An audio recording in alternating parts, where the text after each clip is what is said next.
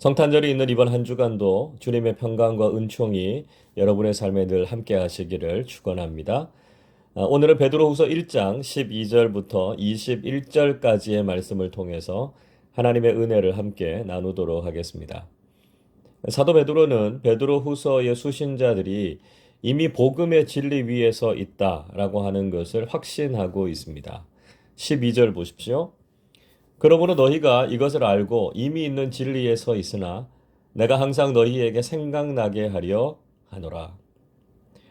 베드로는 수신자들에게 너희가 이것을 알고 이미 있는 진리에 서 있다 이렇게 말하고 있습니다. 이것은 앞에서 언급한 구원의 진리를 말하는 것이죠. 10절에 보시면 그러므로 형제들아 더욱 힘써 너희 부르심과 택하심을 굳게 하라 이렇게 권면했습니다. 즉 하나님께서 그들을 죄악 가운데서 부르시고 택하신 구원의 복음 위에 서 있으면 예수 그리스도의 영원한 나라에 들어가게 된다는 것이죠. 그들이 바로 이 진리 위에 자신의 믿음을 세우고 있지만 베드로는 항상 그 복음의 진리를 생각해야 할 것을 권면하고 있습니다. 왜냐하면 사탄이 자꾸만 우리의 믿음을 흔들려고 하고요. 우리를 미혹하려고 하기 때문이죠. 그래서 우리가 늘 복음의 진리를 생각하고 그 진리에 머무는 사람들이 되어야 합니다.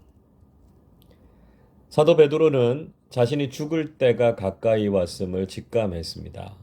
14절 보십시오. 이는 우리 주 예수 그리스도께서 내게 지시하신 것 같이 나도 나의 장막을 벗어날 것이 임박한 줄을 알미라. 베드로가 자신의 장막을 벗어날 날이 임박하다 이렇게 말하는 것은 곧 육신의 죽음을 맞이하게 될 것을 예견하고 있는 것이죠. 베드로는 죽기 전에 사랑하는 형제 자매들에게 자신이 전해야 할 가장 중요한 진리와 복음을 전해야 되겠다 하는 책임감을 느꼈습니다. 13절에서 그는 자신이 살아있을 동안에 예수 그리스도의 복음의 진리를 일깨워 생각나게 할 것이다 이렇게 말하고 있죠. 그래서 15절에서 비록 자신이 죽고 이 세상에 없어도 그들이 언제든지 이 구원의 진리를 생각하게 하기 위함이다 말하고 있습니다. 우리는 베드로의 이 말을 통해서 우리가 삶의 마지막 순간까지 집중하고 매진해야 할 것이 무엇인지를 깨닫게 됩니다.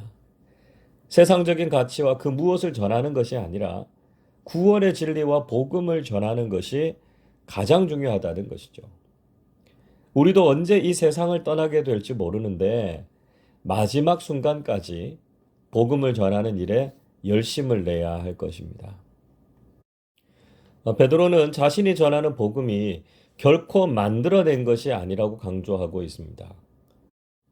자신이 직접 경험하고 체험한 복음, 그래서 자신이 진리로 깨닫게 된 복음이라고 말하고 있습니다. 16절 이렇게 말씀하죠. 우리 주 예수 그리스도의 능력과 강림하심을 너희에게 알게 한 것이 교묘히 만든 이야기를 따른 것이 아니요 우리는 그의 크신 위엄을 친히 본 자라. 베드로는 예수 그리스도의 복음이 사람들이 교묘하게 만들어낸 이야기가 아니라고 말하고 있습니다. 복음은 실제이고요. 그것은 우리가 직접 경험해야 하는 진리라는 것입니다. 믿지 않는 사람들은 마치 예수님의 이야기를 지어낸 것이라거나 신화처럼 생각하는 경향이 있습니다. 그러나 예수님의 사건은 역사적인 진실이고 많은 사람들이 경험한 사건이었습니다. 특히 고린도전서 15장에서 사도 바울은 예수님의 부활 사건은 12제자를 비롯해서 500여 형제들과 자신도 직접 경험한 사건이라고 말했습니다. 그렇지만 유독 믿지 않는 사람들은 예수님의 부활 사건을 실제적이고 역사적인 사건으로 인정하지 않으려고 한다는 것이죠. 예를 들면 리차드 도킨스 같은 과학자는 만들어진 신이라는 책을 써서 마치 성경의 하나님을 기독교도들이 만들어낸 신이라고 말하고 있습니다. 그러나 성경과 예수 그리스도의 복음은 실제적인 사건이고요. 수많은 사람들이 경험한 구원의 사건이었습니다. 특히 베드로는 자신이 경험한 변화산의 사건을 예로 들어서 설명했습니다. 17절 이렇게 말씀하죠. 지극히 큰 영광 중에서 이러한 소리가 그에게 나기를 이는 내 사랑하는 아들이요 내 기뻐하는 자라 하실 때에 그가 하나님 아버지께 존귀와 영광을 받으셨느니라. 그는 과거에 예수님과 함께 변화산에 올라가서 영광스럽게 변모되시고 하늘의 소리를 들었던 체험을 이야기하고 있습니다. 예수님께서 변화산에서 영광 중에 변화되셨을 때 하나님께서는 예수님을 당신의 아들이시고 기뻐하시는 자라고 말씀하셨습니다. 즉 예수님께서 바로 하나님께서 보내신 메시아이시고 그분이 바로 구원자로 이 땅에 오신 분이심을 분명히 하셨습니다. 예수님의 사건을 직접 경험한 베드로로서는 예수님을 통한 구원이 진리임을 분명히 전할 수밖에 없었습니다. 여러분, 예수님의 구원 사건은 결코 인위적으로 만들어낸 것이 아닙니다. 하나님의 아들이 인간의 몸을 입으시고 이 땅에 오셔서 죄 중에 있는 인류를 구원하신 이 성탄의 사건은 가장 위대한 역사적인 사건이죠.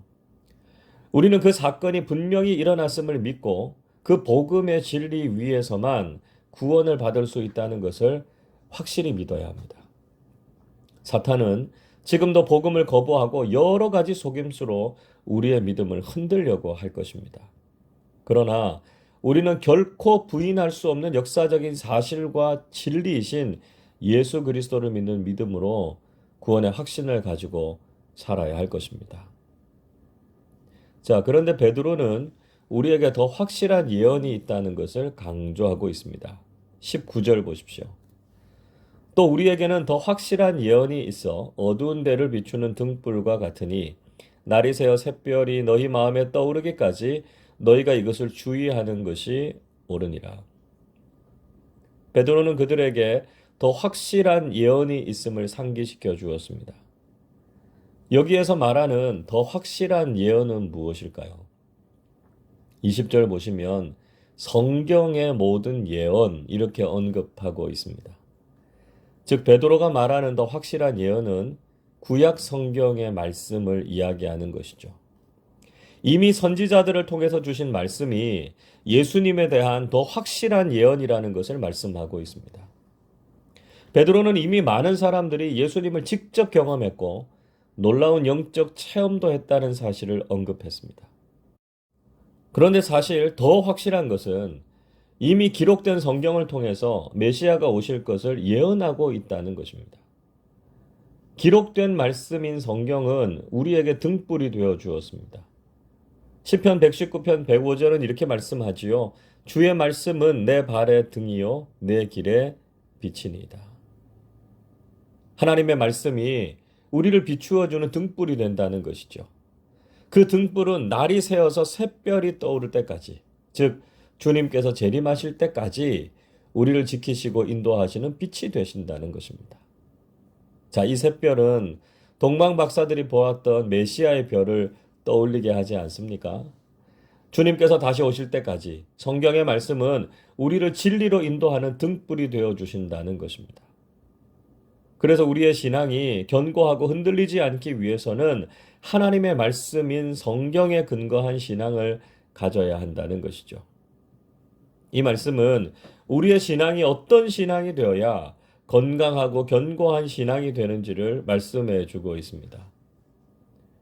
우리가 체험을 통해서 주님을 알고 복음을 믿게 되는 것도 중요합니다.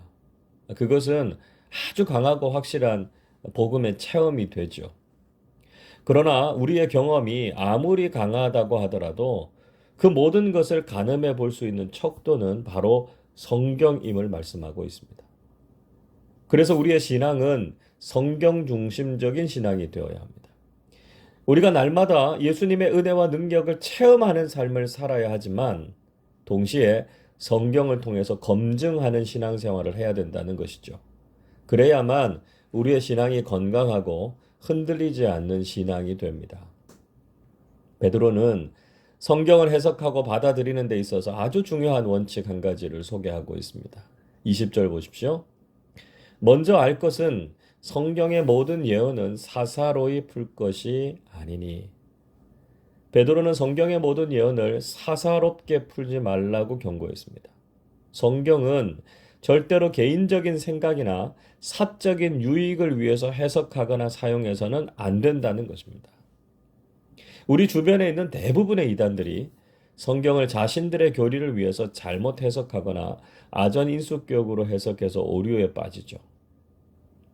그러면 우리는 어떻게 성경을 해석하고 이해해야 되겠습니까? 21절 이렇게 말씀합니다. 예언은 언제든지 사람의 뜻으로 낸 것이 아니요 오직 성령의 감동하심을 받은 사람들이 하나님께 받아 말한 것입니다. 하나님의 말씀은 사람의 생각이나 지식으로는 풀 수 없습니다. 성경은 오직 성령님의 감동하심으로 쓰여진 것입니다.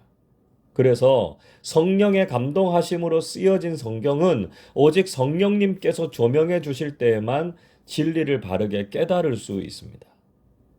성경의 원저자는 하나님이시고요. 그것을 기록한 사람들은 기록자에 불과합니다.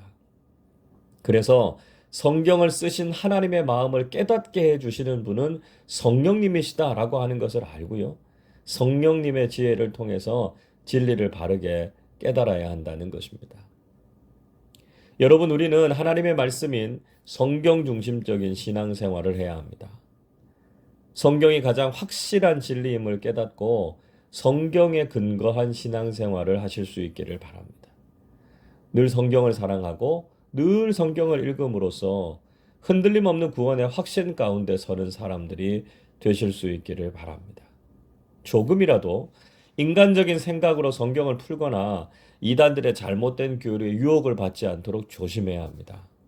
날마다 성령님의 조명하심을 통해서 진리의 말씀을 바르게 깨달아서 하나님의 뜻과 구원의 진리 위에 굳게 서는 믿음의 사람들이 되시기를 주님의 이름으로 축원합니다. 기도하겠습니다. 하나님 아버지, 저희들을 구원하시기 위해서 메시아를 보내주시고 진리의 말씀인 성경을 통해서 바르고 건강한 신앙을 갖게 해주심에 감사를 드립니다. 예수님의 복음을 마치 만들어진 이야기로 치부해버리는 세상의 속임수에 흔들리지 않게 하시고 역사 속에 오셔서 우리의 구원자가 되시는 예수 그리스도만 믿고 살아가는 우리 모두가 되게 하여 주시옵소서. 무엇보다 하나님의 말씀인 성경을 사랑하고 복음의 진리 위에서 흔들림 없는 신앙생활을 하게 해 주시옵소서.